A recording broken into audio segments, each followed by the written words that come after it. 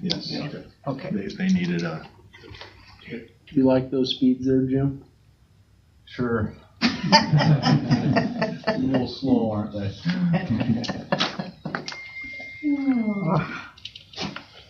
Right, so we'll start with just a motion to approve the first reading.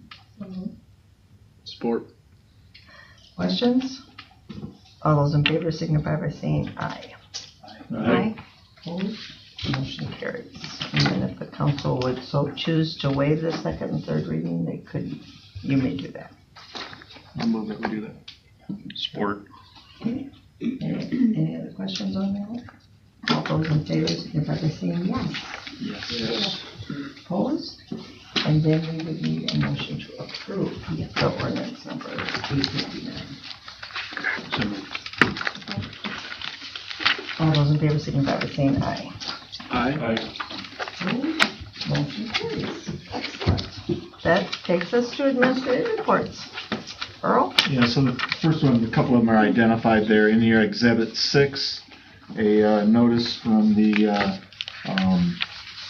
Heritage Cemetery Committee that they are going to be doing some narrated walkthroughs at the cemetery, walking tours on September 20 at 10 a.m. and 1 p.m. So there's a little flyer was included in your packet to let you know what those times and dates are. So passing that on.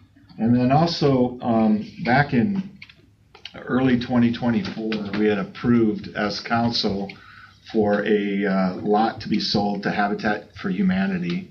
It was the lot directly east of the Hillcrest building up on, it's lot 28 in the Puddle Jumper 8th edition. To sell to them for $2,500 and waive the building permit fee for them to build a Habitat for Humanity. They would like to move forward with that now. They delayed because of the floods in Rock Valley, and they were more involved in some of the activities there. So now they're moving toward wanting to rebuild that. So you've already approved it, and that's why I'm including it as admin report rather than an action item. But wanted to bring you up to date that they're going to move forward with that. Okay. So we're working with Kurt Frangie, is the contact person that we've had with Habitat. There's other lots further south that are for sale too. There are more lots for sale on Are that. any of the other ones sold or? Right now, the only ones that are sold on there are the ones that there's two residents, the Laird home, and I believe the other one was owned by Heisman. I'm not still sure if it still is, but so it would, continue to develop that Puddle Jumper 8th edition. And then so just some other admin reports.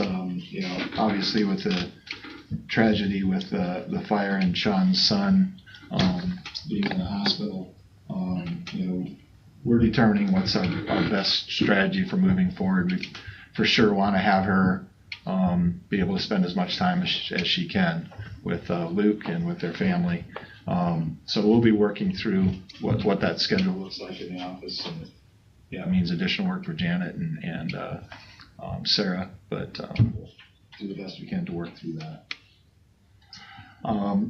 Projects around town, questions on the pickleball courts. So the windscreens that were installed were they weren't the right thing, and so they're going to stay up until the new ones that have been ordered are going to be. So it's a full 8-foot high fence.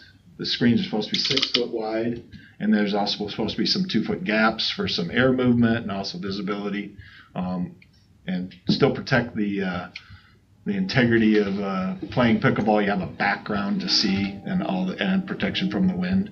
So that'll be a few weeks down the road before we're able to get those installed. Puddle Jumper Shelter House, moving forward, they were waiting on some of the cedar timbers that needed to go in there, but I think they were back at work on that today. I think the pavement for the trail sidewalk pourings on St. Paul and Best Park will likely be finished this week for both of them. we welcomed Micaiah Heemstra to the police department today. So she will be spending some time with other officers, riding, getting used to that position. And Matt shared at our staff meeting this morning that we are getting some applicants for our public works positions, and we'll be reviewing those, and hopefully sometime in the near future be able to do some things with the interviews for those positions. So that's what I had. Okay, Brad, do you have anything? I do not. Janet? Ryan? Simply thank you to City Council for moving forward with Fortunes. Many hours went into figuring out a place for them, and it's going to be a fantastic development. So thank you for approval. Thanks for hanging in there. Yep. Kent? Good. Chief Dan? Yeah, just similar to what Earl said, just a stark reminder of how quickly things can change in our lives and hold our community tight and families tight, and our smoke detectors, we recommend replacement of batteries, but if there's anything we can do for the fire department, that's for a community at large. Let us know whatever we can do. If we need older people that can't change their batteries or something like that, we are there to do whatever we can. So Appreciate that. So thanking of the communities around us. Yeah. Good reminder. Matt?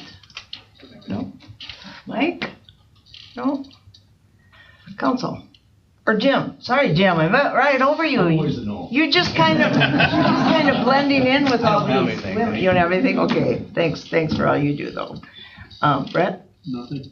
Daryl? Olivia? Darren? Rob? No. I don't have anything either, so.